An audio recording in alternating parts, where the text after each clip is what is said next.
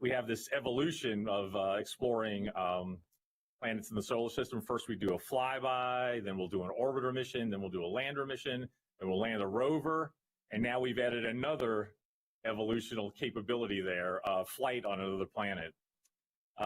Ingenuity was a technology demonstration, an experimental mission, but its success is truly remarkable, and it gives us this new capability. I believe, along with Mike and Thomas, that we should be doing these types of technology demonstrations on all our science missions to take advantage of the ability to prove out new technologies and capabilities that will then feed forward to even more ambitious and productive missions in the future. So you all have exemplified what it means to be part of this amazing NASA team. Many organizations, and you came up with this dream and this innovative idea, and you overcame all the challenges and made it happen. This could not be more proud of the team. Again, in the global pandemic, launching Perseverance, landing Perseverance, and now deploying and flying the helicopter, just incredible, and congratulations again. You all really personify the motto of Dare Mighty Things and embody our nation's spirit of persevering even in the most challenging situation. And you are providing inspiration and advancing science and exploration for not only the United States, but for the world. So congratulations again. And with that, I'd like to hand it over to Mike Watkins. Okay, thank you, Steve.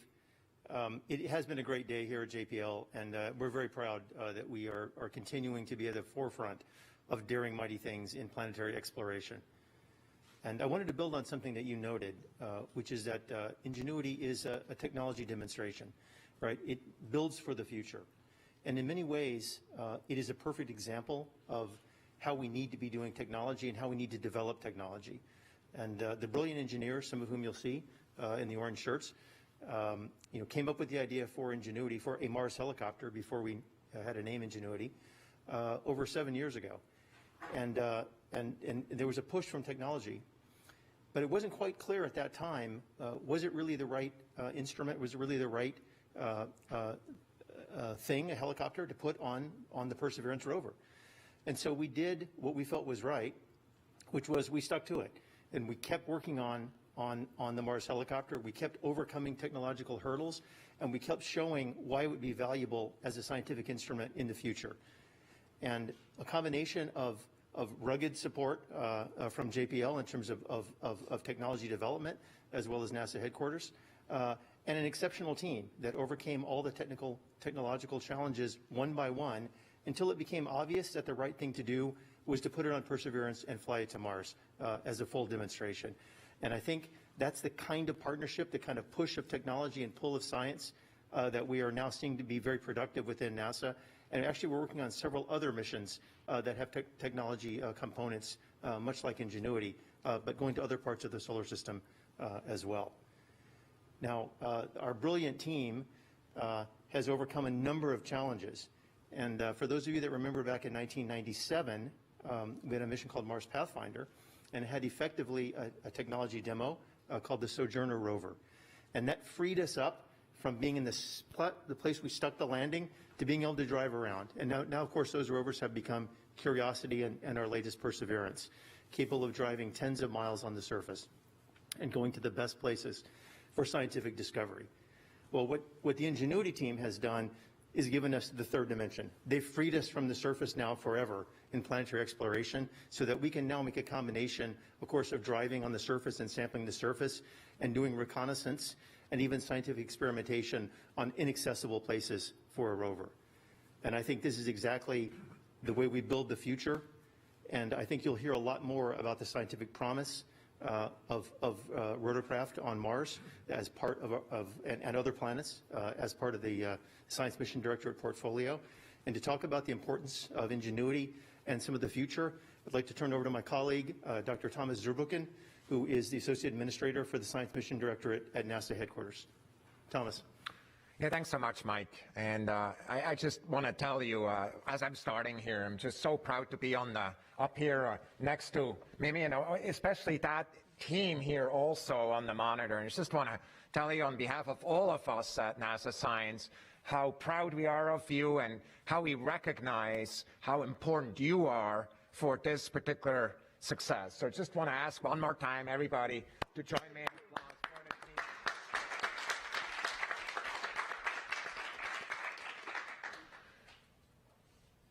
The story of this team is compelling.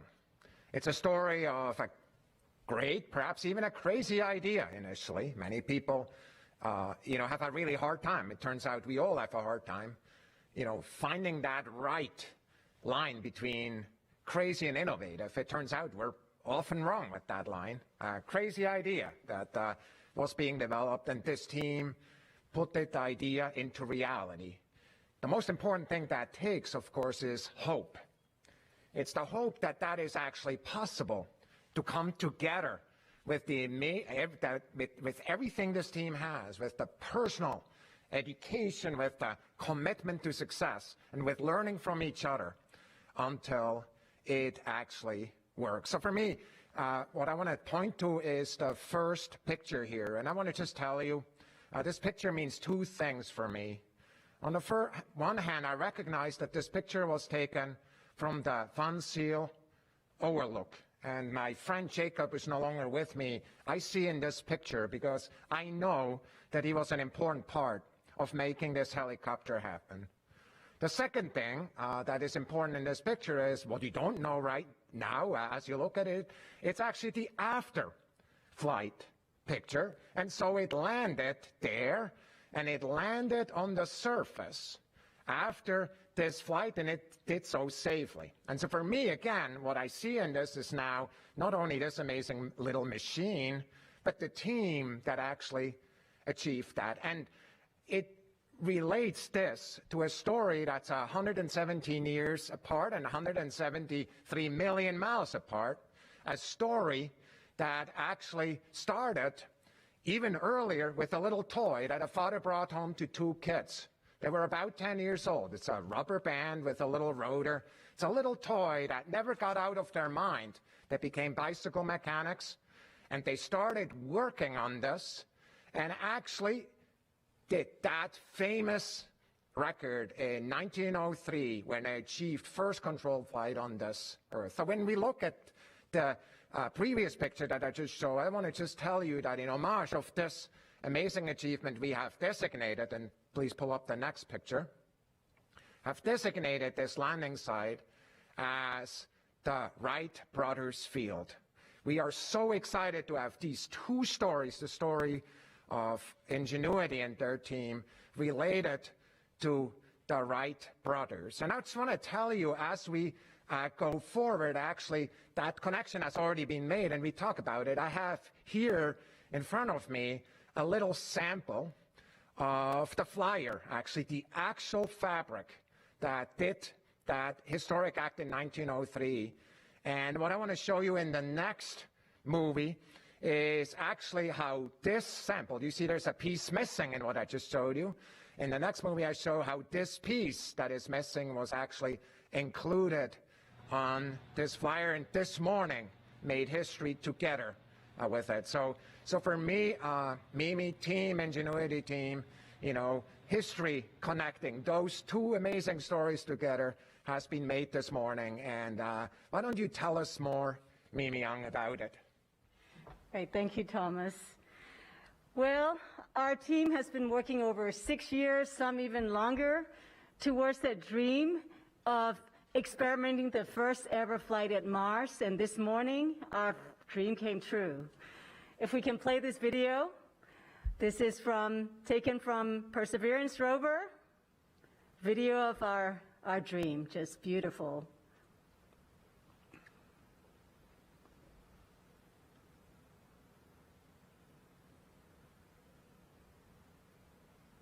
Taking off, goosebumps. It looks just the way we had tested in our test chamber, space simulator chamber here. Absolutely beautiful flight. I don't think I can ever stop watching it over and over again.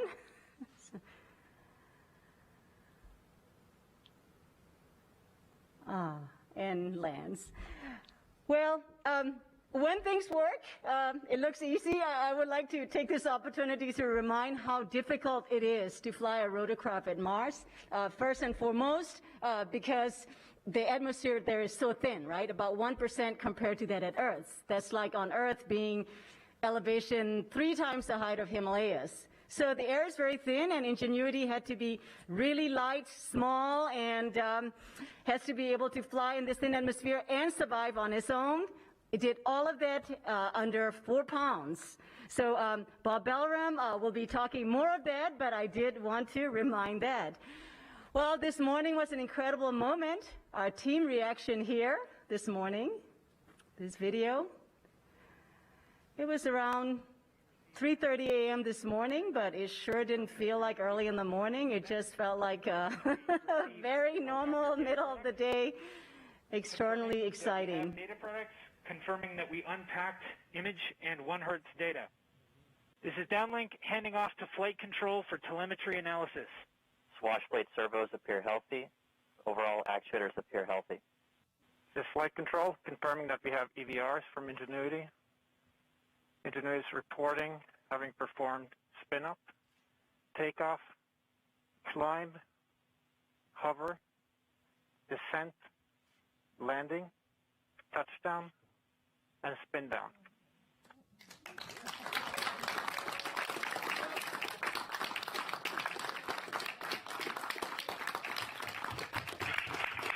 And altimeter data confirms that Ingenuity has performed its first flight, the first flight of a powered aircraft to another planet.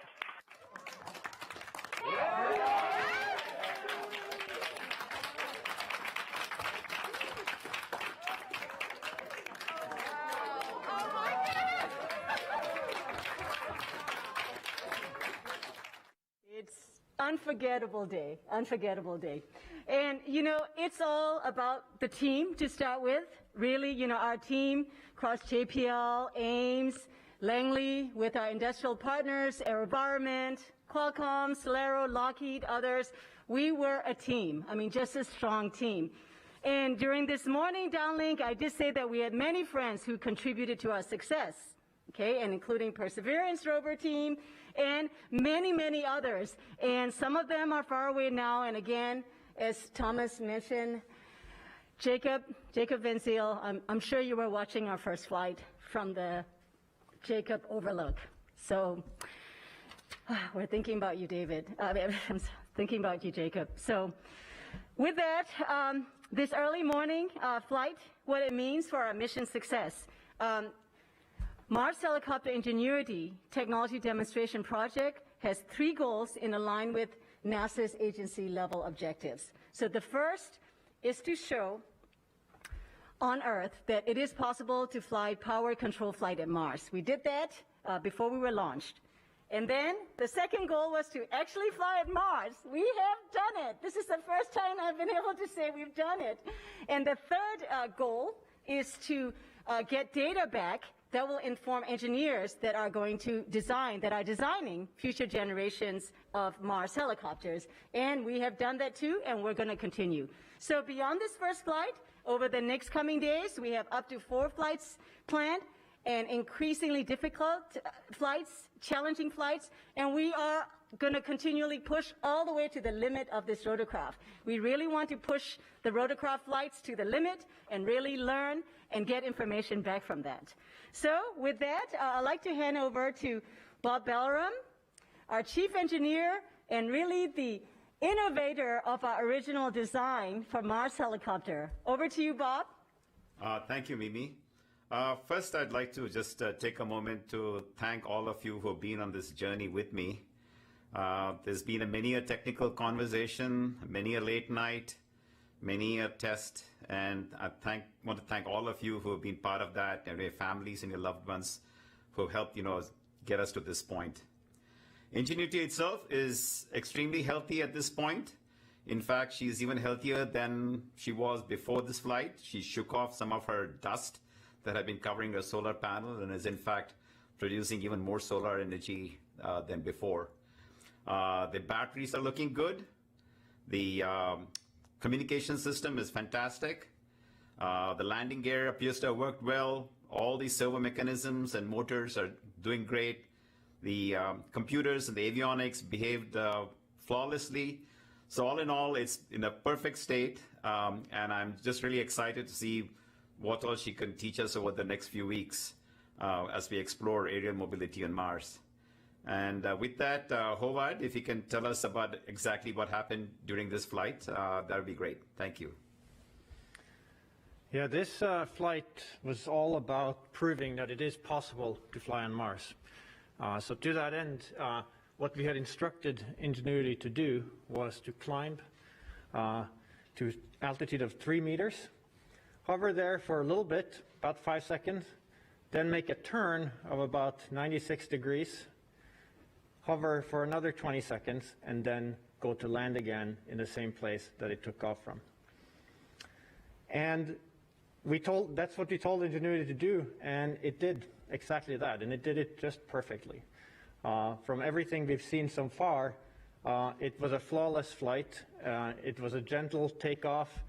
At altitude, it gets pushed around a little bit by the winds, but it really just maintained station very well, and it stuck the landing right in the place where it was supposed to go.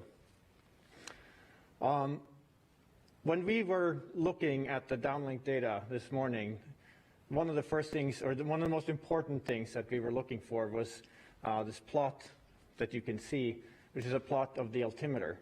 That was really our first indication, or real proof, I should say, that, yeah, we really did leave the ground. We really did fly. In addition to this kind of telemetry, during the flight itself, Ingenuity was telling us all along what it was doing. And so what we were able to do with that data is we could take that data and reconstruct the flight and create an animation out of it. So what we're going to see here is such a reconstruction where we've taken that engineering data and animated the flight accordingly. And what that allows us to do is it allows us to look at the flight in a different way, for example, from different angles, up close, and see kind of the small motions of the vehicle. And what you will see here is that it's just really, really steady. Just a beautiful flight.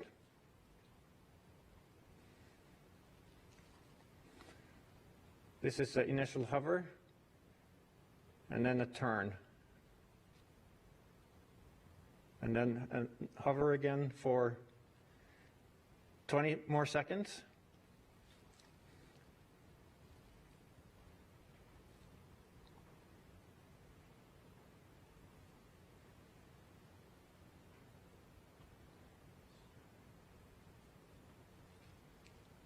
And then the landing. And just the tiniest little bounce that you can see there on the landing. And that is also completely expected. I think we have a video as well from the rover that we looked at before that we're going to see again. And this again, shows us the same thing, this time with real images from the vantage point of the rover. And it shows you, when you get up to altitude here, a little bit more clearly how it gets buffeted a little bit by the wind and how it very gently makes its way back and lands safely where it needs to be.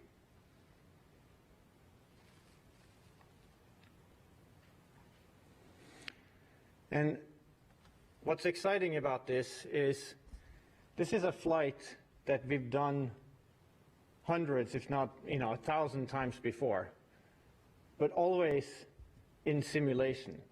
It's always been on a computer. And to see it now finally happen on Mars and happen exactly the way that we imagine it is just a really incredible feeling. Now, while it was flying, while it's flying, it has to keep track of where it is. And the way that it does that, in part, is by taking images of the ground below it, 30 images per second, and analyzing those in order to understand how it's moving.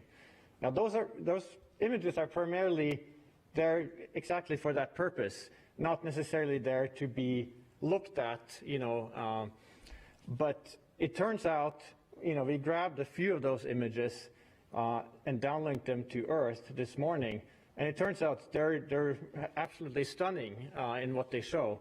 What we see here is Ingenuity taking a picture of its own shadow right below it, and I think this is just a stunning image, notwithstanding the fact that it's a low-resolution black and white photograph.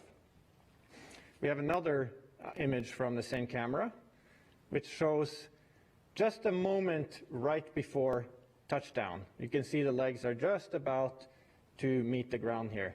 And this is a very interesting image to me, in part because of what it doesn't show, which is it doesn't show a lot of obscuration from dust, which is one of the things that we weren't so sure about prior to doing this experiment. So already we're learning things here. And in particular here, dust did not seem to be an issue in terms of obscuring the navigation camera close to the ground. In the next few days, we expect to perform further flights, and we also expect to get color images down from the helicopter. Now, one more thing that I want to mention here is that the International Civil Aviation Organization has assigned us a 3-letter designator for Ingenuity, IGY, India Golf Yankee, with the call sign Ingenuity. And those details will be officially included in the next edition of ICAO's designators for aircraft operating agencies, aeronautical authorities, and services. And the location of the flight was assigned an ICAO location designator, JZRO, for Jezero Crater, where the NASA Mars operation took place. And of course, these designators come in handy when we go to write our logbook. This is something that should be very familiar to any pilot out there. We always want to log our flights so we don't forget that we did them. And so for that purpose, we have, I have this logbook with me. It says the nominal pilot's logbook for planets and moons, because we're always thinking ahead here at NASA. So with that, I'd like to talk to Justin, who will talk more about the imaging. Okay, thank you, Havard. I'm Justin Mackey. I'm the Perseverance rover imaging scientist and also the deputy PI of Mastcam Z. And I'm here just really happy to be here to share with you the results of our imaging over the last few hours on Mars. There's sort of two cameras that we're talking about. The video camera is the Mastcam Z camera, which is a science camera that PI is Jim Bell at Arizona State University and his team over there, and it was built by Malin Space Science Systems down in San Diego. Mike Kaplinger, Mike Revine with the hardware group built an excellent piece of hardware for us, and also Jensen running the ops team down there, and Kim Saxon here at JPL as our instrument engineer. And a whole team of people made this happen, so I just want to just thank all of them for getting us to this point.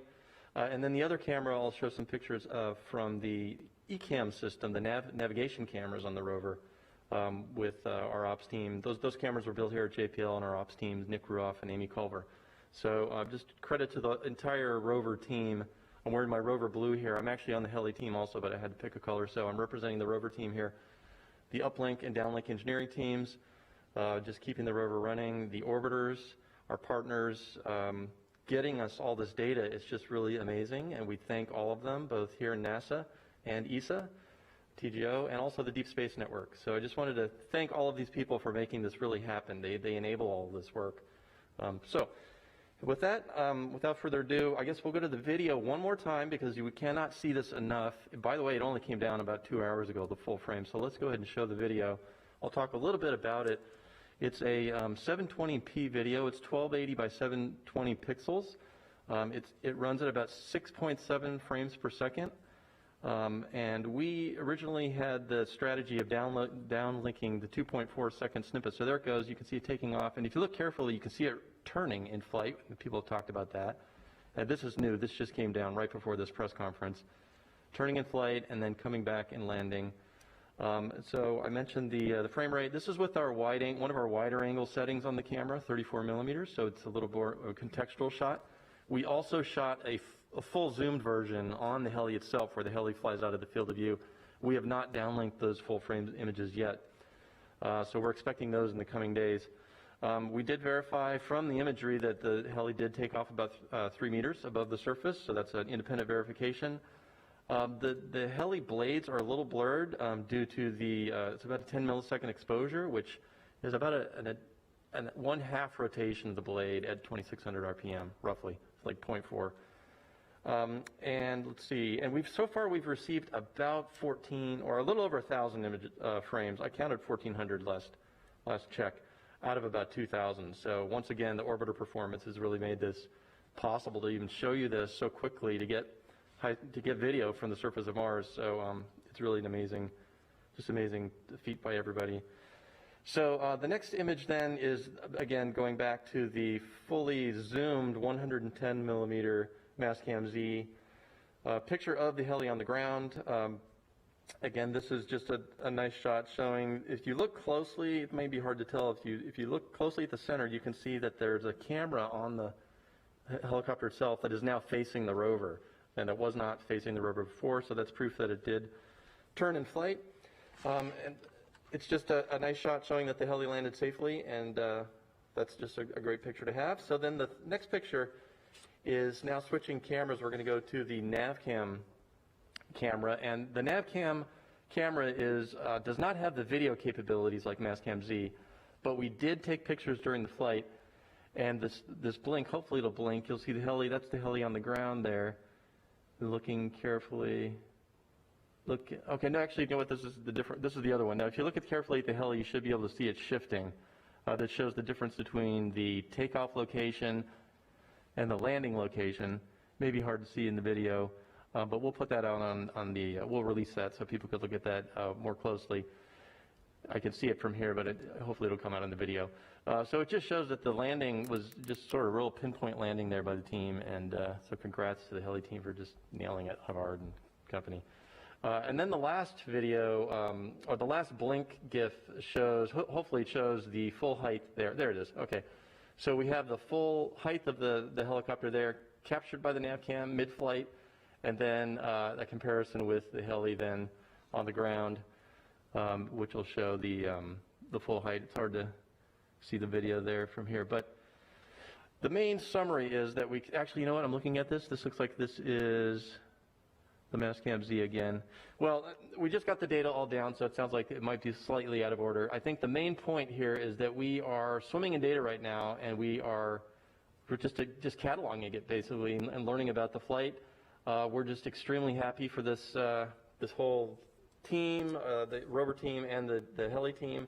And I just wanted to close my statements by mentioning, I mentioned that I was on the heli team. This is like with Bob, like 7 years ago, where we were talking about taking pictures from a heli. Seeing it all come together like this is really reminiscent of another project that I worked on 24 years ago, the Mars Pathfinder mission, where we had the Sojourner rover, which was a new technology, a new capability. There were skeptics at the beginning, and then once something like this happens on Mars, the skeptics get converted, and it soon becomes a new way of doing things. And I really feel this project, this team has the same vibe that we had 24 years ago with Sojourner. Just going from a concept to demonstration like this is going to open up new avenues and new ways of exploring. So it's very exciting. We're very excited that this is all working so well, and just happy to get all this data back.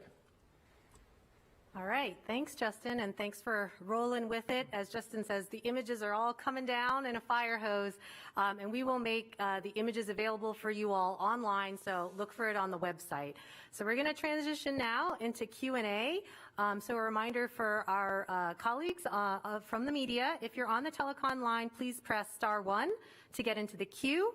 And for others who are using social media, you can use the hashtag #MarsHelicopter. Our first question on the media line comes from Marcia Dunn of the AP. Yes, hi, congratulations. I've got a couple questions for the chief pilot, I believe, Mr. Grip. What was the wind speed at Wright Brothers Field today for the flight?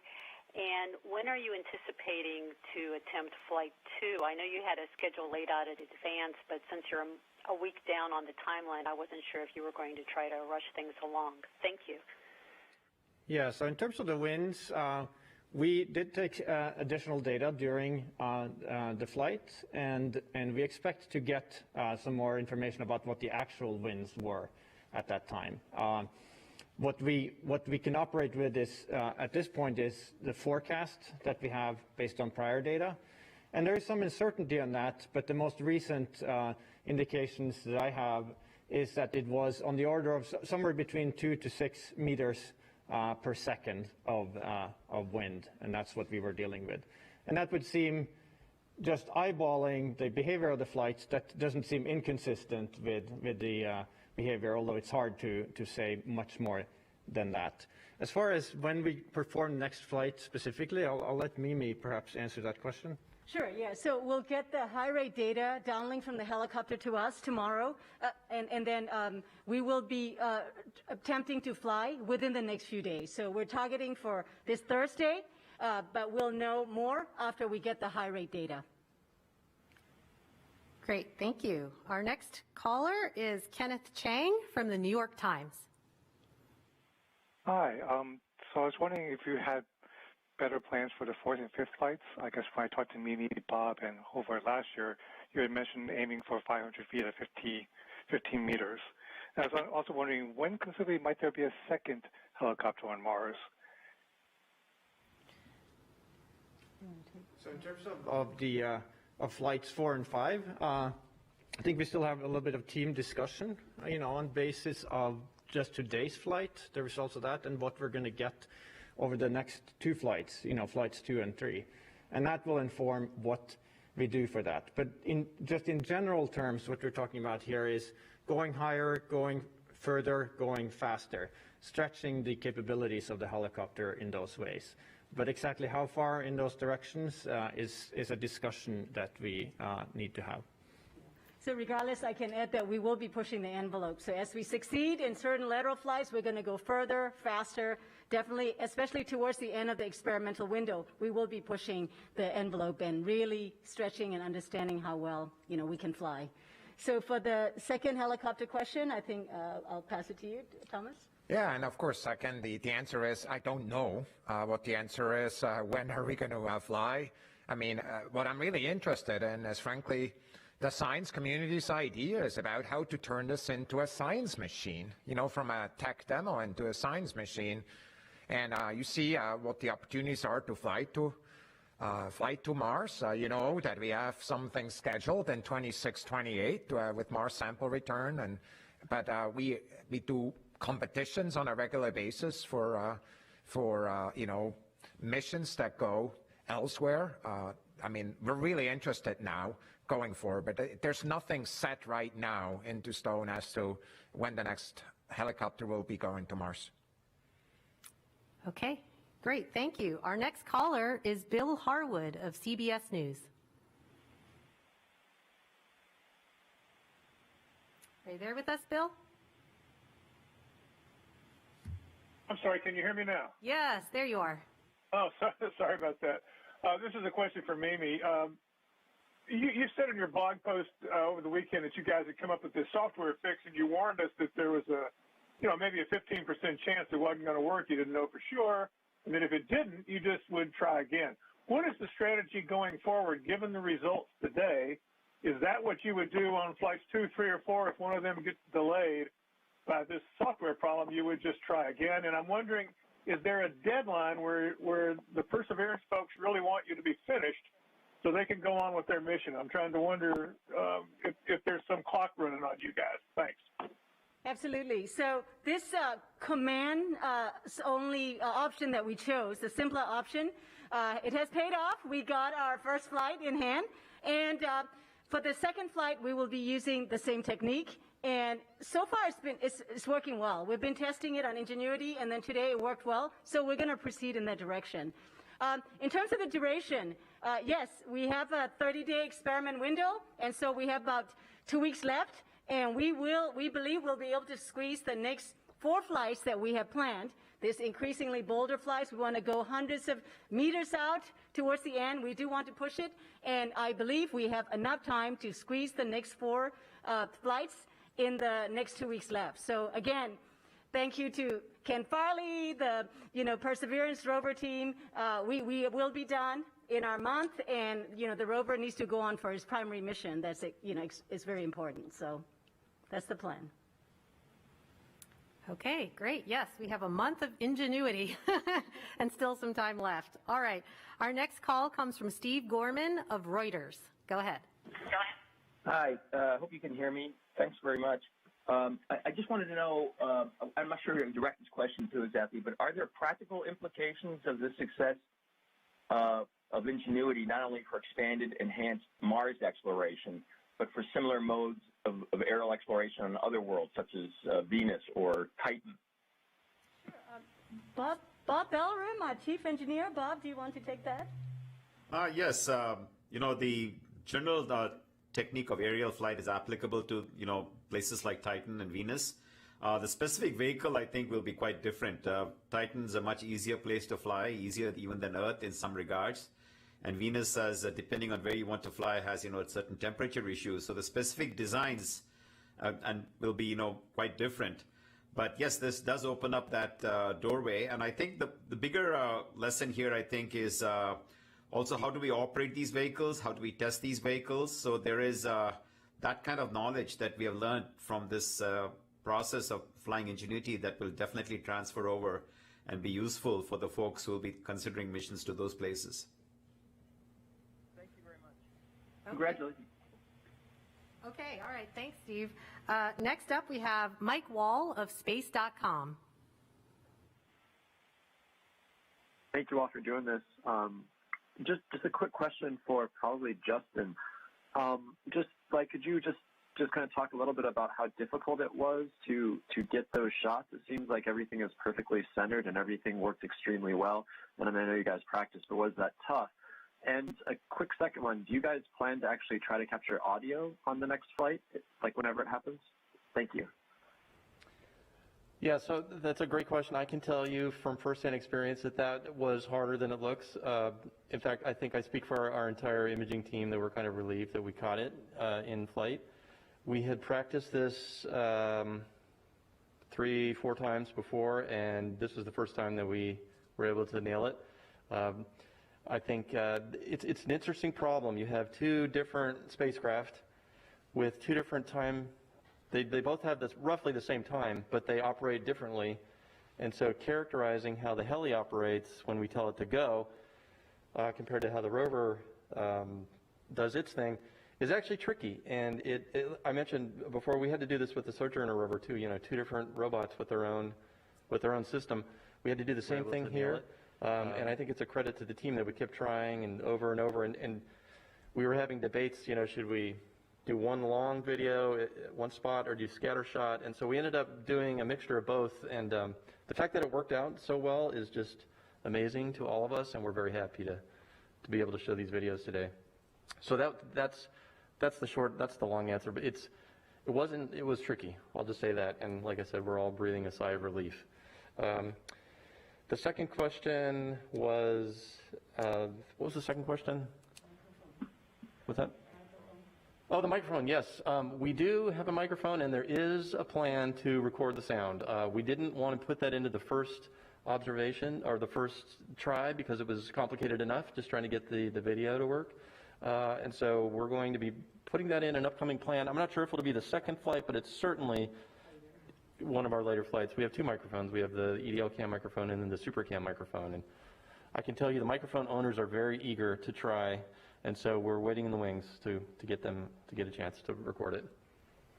And that goes along the lines of, starting out conservative and getting bolder. And one concern we have is if we turn on the microphone, just in case there's a chance of, EMI interference between the microphone and the helicopter flight. So we really want our birds, a few birds in our hands, and then we'll play with the microphone at that point.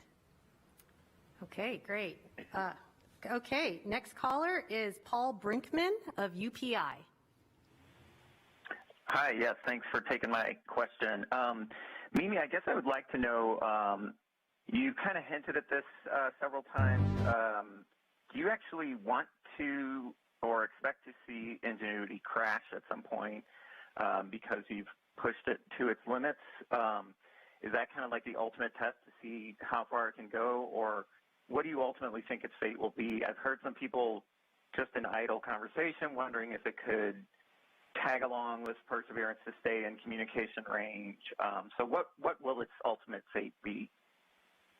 Well, my current view, I believe, we're together on the team. We do want to push it to the limit. And ultimately, Thomas, Mike, just getting your permission. Really, because by going faster, further, our models are checking out at this time. They look good. They matched, our models match what we saw in our test chamber. The flight today perfectly matched, what we were predicting. And so, but we want to push. We want to push against the wind. We want to push against the speed. And ultimately, we expect the helicopter will meet its limit. But that information is extremely important. This is a pathfinder. This is about, finding, is there any unknown unknowns that we can't model? And we really want to know what the limits are. So we will be pushing the limit very deliberately. I think it's also important, and I think I just want to tell you this plan was put together by Mimi and her team, and I just want to tell you it's also important and totally supportive of that plan to actually deal with this like a tech demo. We really want to be sure that when everything is said and done, we know the full scope of what's possible with that type of flying machine. And so for us, that's really critical. And for me, kind of really putting kind of a scope, a constraint around it, like the month of Ingenuity is very much in the spirit of a tech demo. That's exactly what you would want to do, right? Kind of to make sure that in fact we're putting the pedal down and are going for it. And I just applaud the entire team and of course, the entire Perseverance team to basically who are part of this experiment. So I just can't wait to see what the next flights are like, Mimi, and as we go forward, how this story will go on.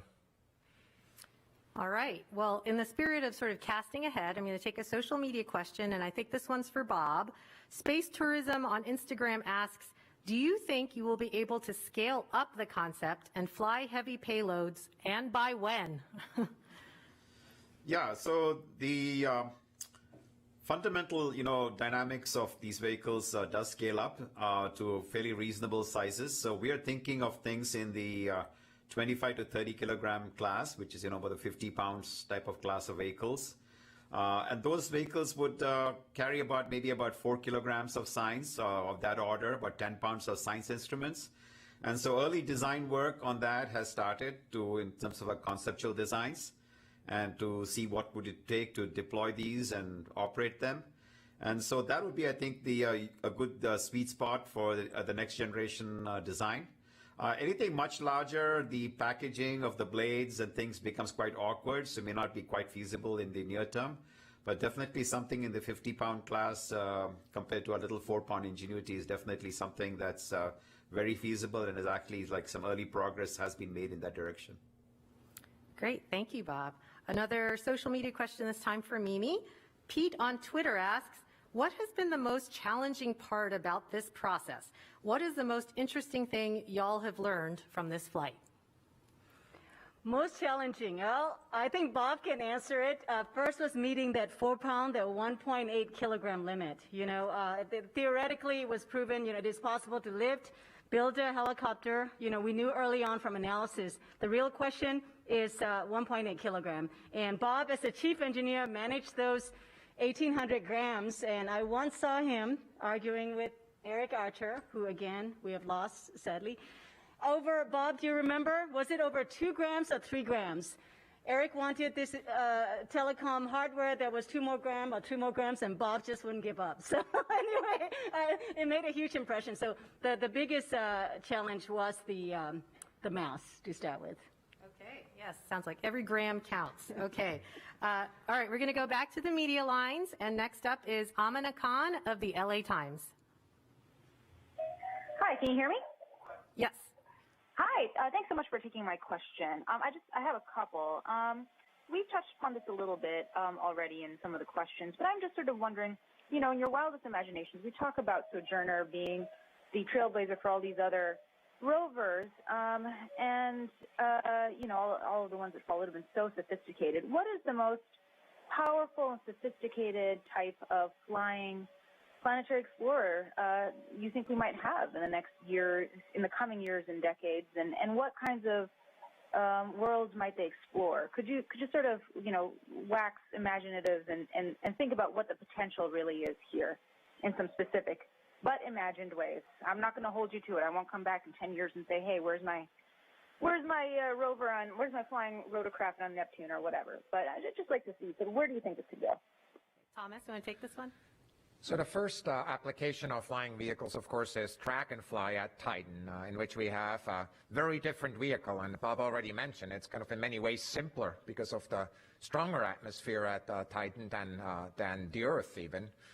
I want to just point out one point I'm sure everybody is thinking about already, but knowing how to fly a vehicle like that may actually have applications on Earth too. I mean, you know, it's that planet up there. At these very high altitudes, there's interesting science that I'm sure our Earth science friends are thinking about also now, and whether they're here at JPL and elsewhere. I do believe that the primary application beyond that is really going to be at Mars. And frankly, what is in my mind, right, when I look at this, is the you know, that much of the science, when there's a lot of papers written about, you know, from the reconnaissance orbiter, Mars reconnaissance orbiter, is about areas where we cannot bring a rover there. Like, you know, crater walls are really exciting with perhaps, some people say, water seeping out there or some kind of watery mix. Like, is that really the case? Well, to actually figure that out, frankly, you want to probably fly there. The final point I'm going to make is, right after the technology demonstration, it's usually a pretty bad place to figure out how big the boxes in which the solutions live. And I was not there, of course, at Sojourner. But, you know, we are here from 97. We're here, and we have Perseverance rover, and is basically enabling sample return. And for me, like, did in fact the Sojourner people think about a sample return of one of the core applications of this kind of mobility? Perhaps they did, but the point is, that is where we're investing major effort and, you know, dollars, attention, and frankly, without mobility, I do not know how we could do this, and it's an absolutely critical science application. So the most important thing to learn about these things, it's very hard to predict the future. All right. Justin also wanted to add something. Yeah, I just wanted to say, you know, 24 years from now, it'll be 2045, if I did my math right. We've been up since 2 in the morning. So so I think that the people to answer that question are maybe people watching this press conference right now.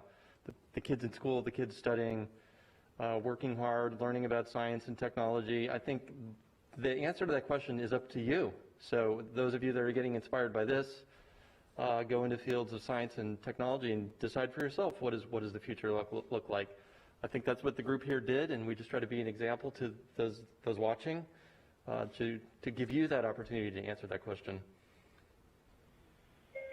Thank you. And just a clarification on Ingenuity and testing it to the limits. Are we looking to fly it as far as possible or as hard as possible, if that makes sense?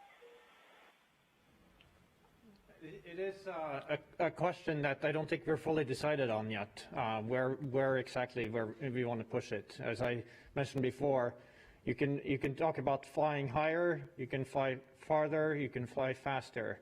Those are three particular areas where we'll be looking to in terms of possibly stretching the capabilities, assuming that things go well over the next 3 flights. That's where we'll be looking, but exactly how we prioritize between those different things, I think is still a discussion that we need to have as a team.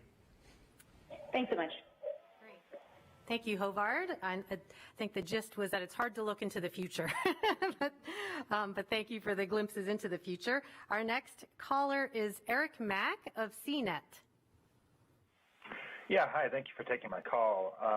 This is looking a little bit far down the road, but I know that NASA has an entire technology transfer office and often likes to spin off its technology, so I wonder if there's been any discussion within the agency of possible applications for this technology here on Earth. So I did not check with the Technology Transfer Office, of which we're really proud. There's a number of technologies that were, transferred in many different applications. In fact, I met one of my friends told me that he started a whole business based on one of these technologies. I just only learned about this recently. I would not be surprised if a company somewhere basically says, this is amazing technology, I want to learn about it, or whether or not the work is in this particular, in the research arena, like where we're working, or in other arenas that one could imagine, right? I mean, like so much of this is in the area of dreams, right? I've been thinking, I can't get out of my mind the amazing movie footage this would be if we saw somebody going up Mount Everest and seeing them kind of a drone on the outside actually covering that from there. I mean, nobody has ever seen this, how would that look? I'm not aware of any negotiations right now, but I'm sure if there's interest, the team is ready to support it. Thank you. Great. Okay, next caller is Stephen Clark of Spaceflight Now. Go ahead. Thank you, and congratulations to everyone. Stephen Clark, Spaceflight Now. A couple of questions. One for Håvard. Do you happen to know the velocity, vertical velocity at takeoff and touchdown of the helicopter? And also, maybe Mimi Yang can refresh my memory on the flight plan details for flights 2 and 3, since you have those, I think, already planned out. And just refresh my memory on the altitude and distance planned on those. Thanks. So I think the question was about the philosophy for takeoff and landing for Ingenuity. And so to take the takeoff first, the way that we take off is we boost off the ground with the fixed, what we call collective setting, that basically provides a thrust that's well above what the aircraft needs to hover. So it sort of boosts off the ground with limited control in that very initial, split second. And then once it separates from the ground, against just a few centimeters of altitude, then we take full control of the vehicle and guide it up to the altitude that it's going. And that is because we don't want to be fighting against the ground with the legs on the ground. We don't want to be fighting with it by applying full control at that point. We want to separate cleanly, get out of ground effect, and then continue controlling. On landing, our philosophy here is to basically fly towards the ground at a constant speed. In fact, Ingenuity is commanded to fly through the ground and then just stop doing that when it detects that it's not able to do it anymore, because that means it's met the ground. So it uses the onboard inertial measurement units in order to detect that it's stopped making progress downwards, and then it instantly lowers the collective to stop producing thrust and settles on the ground. And then on the flights 2 and 3, the second flight is to take off like today, except higher to 3 meters height instead of 5 meters height instead of the 3 meters height that we went up to. So we'll go up to 5 meters height and then fly laterally for about 2 meters. Come back the 2 meters and land from where the exact spot that the vehicle took off on. And then following that, flight 3 would be again to go up to 5 meters and then fly laterally 50 meters out and then come back 50 meters and come back. Any other description you want to add to those flights, Håvard? Yeah, no, that about captures it. So it's sort of taking things stepwise. Again, the next flight we will be testing higher altitude, so that will be one aspect of it, and then the ability to track to different waypoints that aren't co-located like we have here. And then for that third flight, we would be translating further, and at that point also faster. Normally 2 meters per second is the forward velocity that we'll be using for that third flight. Okay, thank you. We're going to go to another media question from Joey Roulette of The Verge. Hey, thank you for taking my question.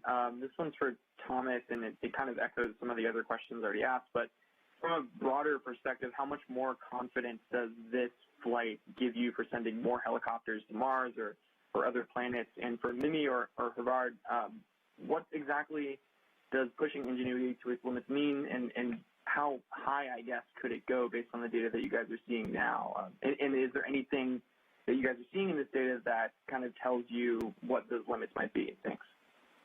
Hey, Joey, really appreciate the question. Look, I mean, I think of exploration, there's a box somewhere in my mind in which kind of all the things we know how to do are in that box. And kind of every mission that we're flying is a combination of the things we've already proven. Well, since this morning, there's an entirely new tool in that box. And it should be combined with the other things that are there. And I'm very confident that great ideas will emerge with that technology proven here for new missions. I would be very disappointed in the science community and the technology community if they didn't come up with something utterly amazing because of the new dimension that was added by this technology to explore. So for me, I'm confident we'll see a lot of this as we go forward. What it is exactly, I can't tell you today. Yeah, so again, in terms of how far we challenge it and what direction is still a little bit of a discussion, but what I can say a little bit about is, what are the things that we are challenging, if we go, say, faster with the helicopter. One of the things is airspeed. The aircraft is, tested up to a certain airspeed, and so by going faster, we would be challenging those limits, and that challenges the aircraft in terms of its stability margin, its ability to handle those larger airspeeds. Another aspect that we're challenging in that regard is the navigation system, because as I mentioned before, we navigate by taking images of the ground below. And as we're traveling faster over the ground, those images, the features in those images disappear from view faster. And so that's another limiting factor, if you will, that we're pushing up against as we start to go faster with the helicopter. In terms of altitude, a main limiting factor there is our altimeter, which is actually a laser rangefinder that measures the distance to the ground. And so we're limited by how high we can fly before that stops working properly.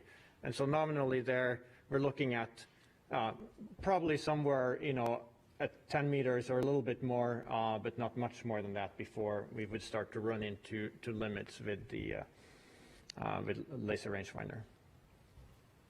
Well, to put a number on the distance of what, I'd love to push it to 600, 700 meters. So just putting it on the record. Okay. So anyway, yeah. This is the further team discussion we're going to have. I'm being more cautious here, but yeah, we'll take that discussion. Okay. All right. Thanks for that. Next caller is Guy Norris of Aviation Week. Yes, thanks for taking my call, and congratulations on an amazing achievement. Obviously, you are at the beginning of the first ever extraterrestrial flight test program, I guess. And one of the things I was wondering about, just to go back a little bit to what Mimi was saying, was the lessons learned. How quickly you'll be able to draw on these lessons learned for the following flight test program. For the following flight test. Specifically, the RPM, the liftoff RPM, and the descent rate that you saw on this first flight. will you be able to basically work on analyzing whether those were within predictions, as you said? And the last part is just, could you say what these vertical velocities were on liftoff and touchdown? Yeah, so we will be getting, so the data that we've seen so far is actually fairly limited. We will be getting, in the next few days, we'll be getting a lot more data down from the helicopter, and that'll tell us a lot about how it performed. So in relation to the RPM, for example, the RPM is set based on what we expected the density to be at the time of flight, in order to put us in a particular operating regime. And so what we will see when we get data down is we'll see what did the helicopter have to do in terms of the controls operating at that RPM. Were we operating at the set point that we thought we would be, or were we off from that? And that'll tell us, among other things, something, it'll at least tell us to what extent was the RPM appropriate for the density that we were at. So that's one example of that. We'll also get a lot of metrics that will help us analyze the navigation system and see how well did it do at tracking features on the ground during flight. And then I didn't actually hear the last question that was asked, if you could repeat that. It was really just in terms of the velocity, really, of but as you said, I think you're still going through the data. I just wondered if the touchdown did seem rather sporty in terms of the descent rate, but I presume that, as you mentioned, is part of the philosophy of how you approach that landing sequence. Yes, it is. It definitely is. So we descend at 1 meter per second, and as you know, in terms of sportiness, you can see we don't slow down when we start to near the ground, and there are multiple reasons for that. One of them is we just don't want to hang out too long in ground effect. Another reason is we are assuming that we could be obscured by dust when we're operating close to the ground. Now, as you can see from the images, we don't see much indication of that, but that's been our long-standing assumption, and for that reason we don't use the camera or the laser rangefinder when we're near the ground. We're just operating based on what's called inertial measurements, and those tend to drift very quickly. So we want to get, when we're in that mode, we need to get down to the ground quickly. So that's another reason to just aim for the ground at a relatively high velocity and not try to slow down too much in the process. And the third reason is because we're sensing that we're meeting the ground, we want to do that confidently. If we just barely touch it, it's hard to detect that that's what you did. And so we touch down confidently. We can very easily detect that we did so, and then we can stop flying. Okay, all right. We're going to take a social media question here. This is for Mimi. Donnie on YouTube asks, what advice would you give for girls and young ladies in school around the world who are interested in pursuing a career in space-related technology? My advice, if you're attracted to it, go for it. Don't let anybody talk you out of it, including yourself. So I like to say, find an intersection of what you like to do, what you're good at, and the cause that you want to, make and improve on. Find that intersection of those three. When you find it, like it sounds like you are attracted to STEM, go for it. And it takes tons of hard work, but it won't feel like hard work because you're going to enjoy it so much. Your passion's going to come out of it, and you will be able to make whatever you want to make happen. So yes, my biggest advice, don't let yourself talk you out of it, and definitely don't let other people talk you out of it. Thank you, Mimi. Okay, we're back to the media lines. Rick Lovett of Cosmos Magazine. Go ahead. Yes, thank you very much. My question has already been answered. Okay, all right. Then we will take the next media caller, Leo Enright of Irish Television. Thanks very much, Jairi, and congratulations to everybody. I have a semantic question for Bob Ballaram. Some people may not realize that we journalists are people who look over our shoulders and check what we write. In Europe and Asia, we call these people sub-editors. And my sub-editors want to know, why do I keep calling this a helicopter, and why do I not call it a drone? Can you help me answer that? And Jairi, if I could ask a second question to Justin Mackey to know where is Perseverance going to be during this extended flight test program? Is it going to stay in place, or will it move around between flights? Thanks. Yeah, so purely as a, as a terminology, whether you call it a rotorcraft or a helicopter or a drone, you could use those interchangeably. I think one of the connotations of drone here is that it's has a little bit of, an off-the-shelf, you go buy it at your favorite store and, you can fly it out of the box. Ingenuity is quite different. It had to be designed from the ground up for a very alien, very harsh environment. We don't have drones that, survive minus 130 degrees Fahrenheit at night. We don't have drones that fly in 1% of the atmosphere of Earth. So if you're careful about using the word drone, and you remember that this is a very, very, very special drone, you could say drone, but just want to make sure that people don't lose track of the fact that it's a very special aircraft that's quite unique. But, if you want to call it a drone, helicopter, rotorcraft, depending upon your community and your audience, feel free. Okay, and then Justin, you want to? Yes, so the rover is actually going to stay at its current location during the next few test flights.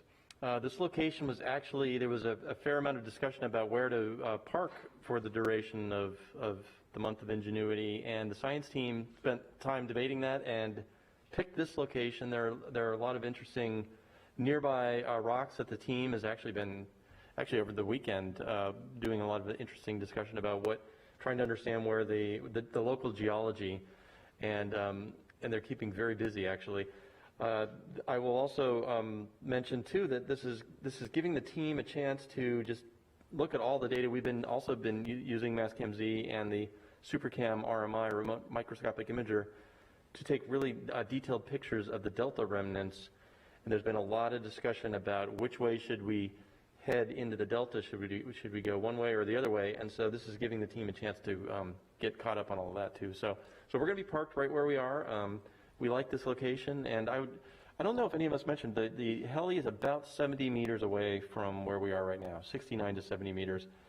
So we like that vantage point. As you can see, we get a good view of the heli, so we're happy with the current location. Okay, we're going to take another media question. This one is Roseanne Aragon from KPRC TV.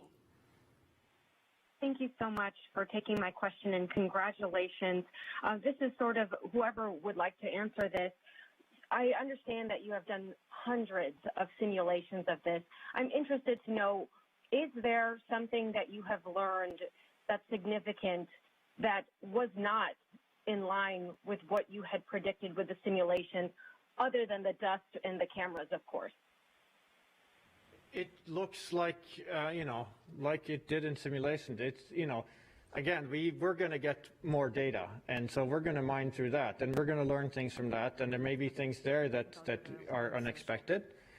But just looking at what we've seen so far, it certainly, flies very much like what we predicted in our simulations, which is really great.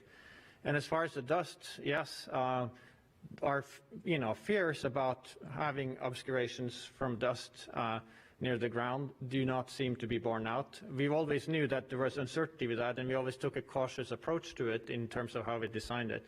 And I'm happy that we did. And but it doesn't seem like the worst concerns in that area came true. And just to add to that, this morning, Jaco Karras, who was looking at the telemetry from the motor and the servo controls, he said, telemetry just looks exactly like what we see in the chamber. So anyway, it is looking really good, and but we'll be scouring through the data. This is what Tech Demo is about. So we will be looking at the high definition, high rate data over the next few days. Justin, do you want to add something? I'll just add, from the imaging point of view, we've learned a lot from this first flight.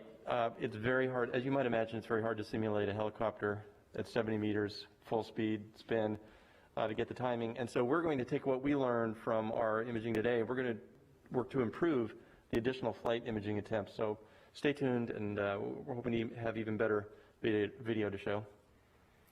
Great. Okay. Thank you so much. And go ahead. With the full scope of understanding the vehicle itself, where will this helicopter be the most productive and that would bring the most information on Mars?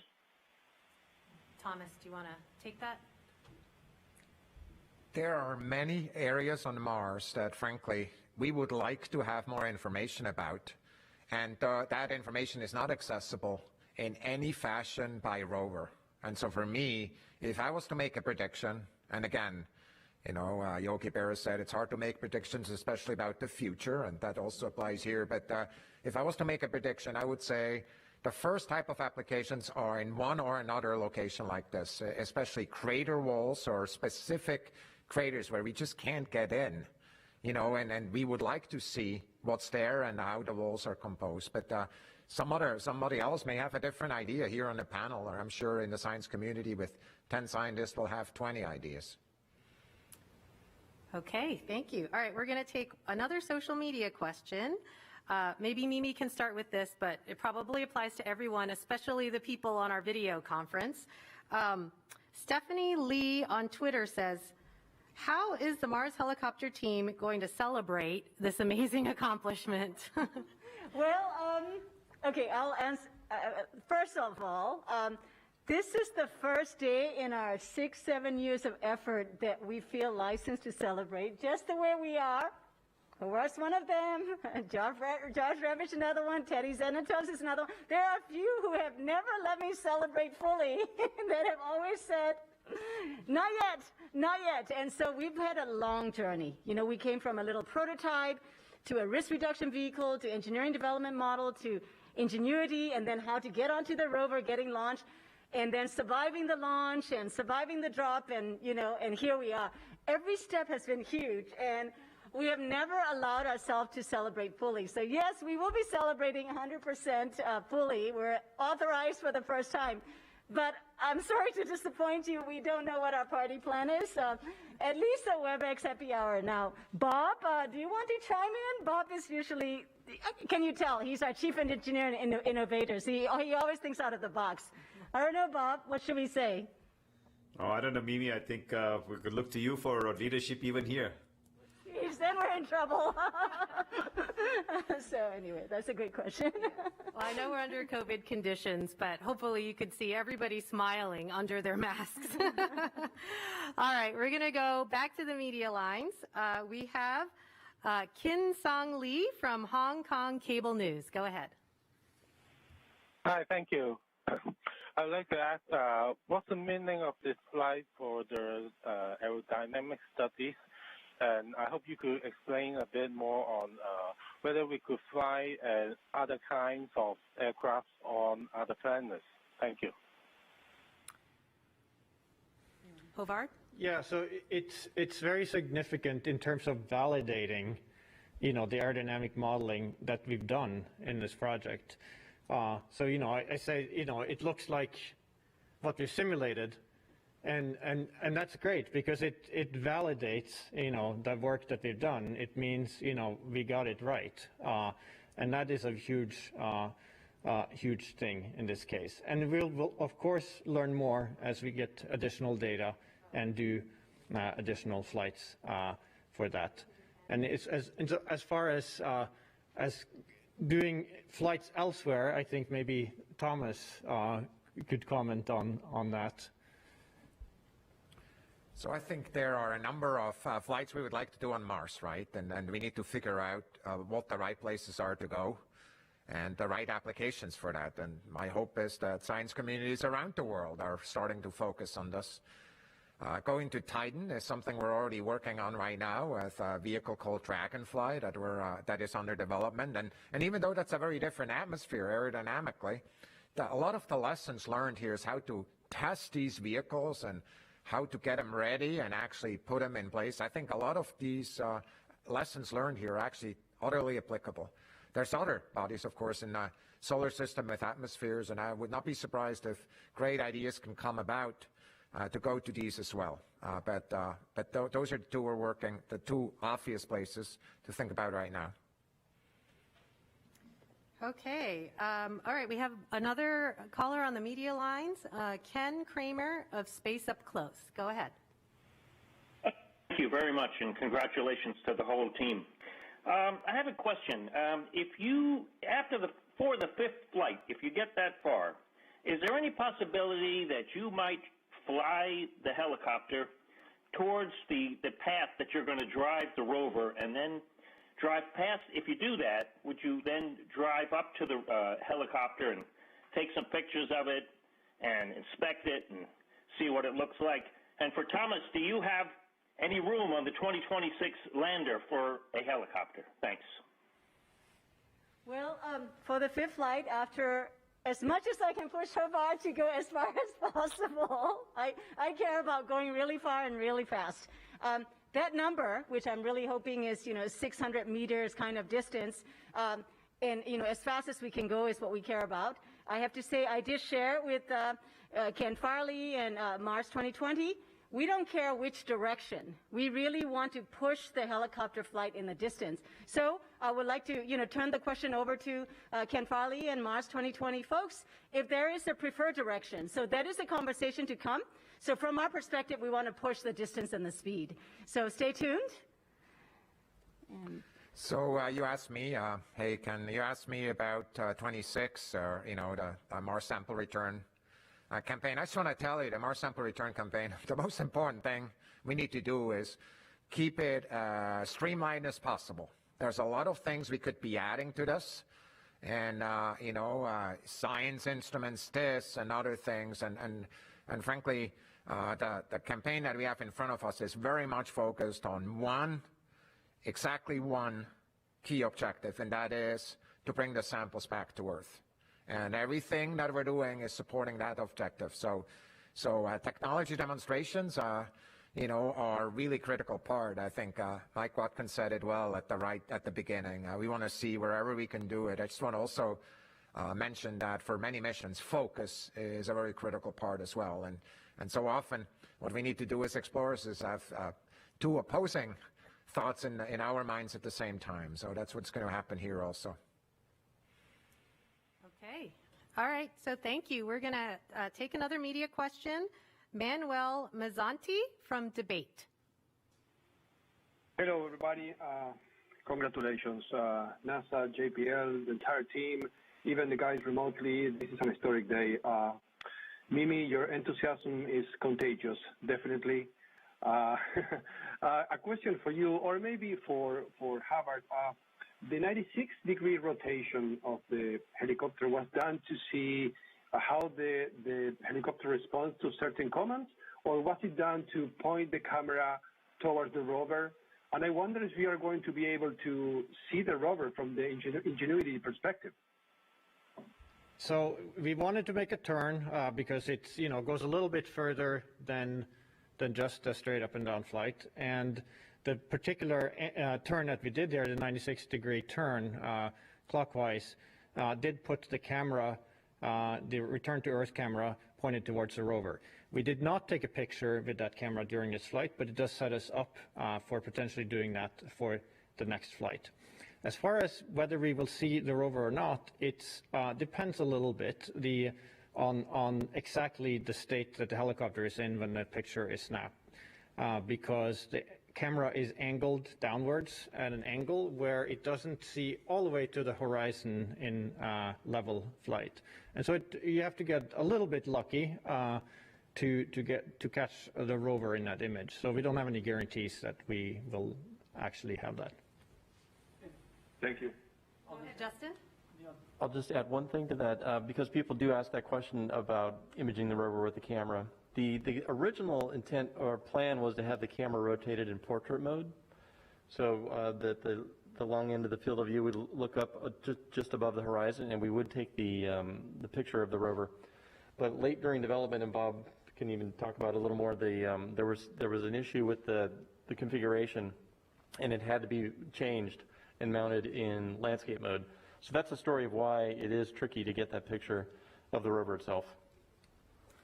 Okay, great. Thank you. And thanks to everyone for all of their questions. If you're a member of the media and you still have more questions, you can contact JPL's Digital News and Media Office. We will help you get interviews or everything you need. And if you're on social media, we'll continue to answer questions with the hashtag Mars Helicopter online. So thank you, everyone, for this. And for more on Ingenuity, you can visit go.nasa.gov/Ingenuity. We'll put the latest updates there. And if you want to learn more about the Perseverance rover, visit mars.nasa.gov/Perseverance. There's a link in there to the raw images. And so if you too want to drink from the fire hose, we have a place for you to go. All right. And if you're on social media, you can join our conversation at NASA JPL. Again, you can use the hashtag Mars Helicopter. Thank you for watching, and go Ingenuity.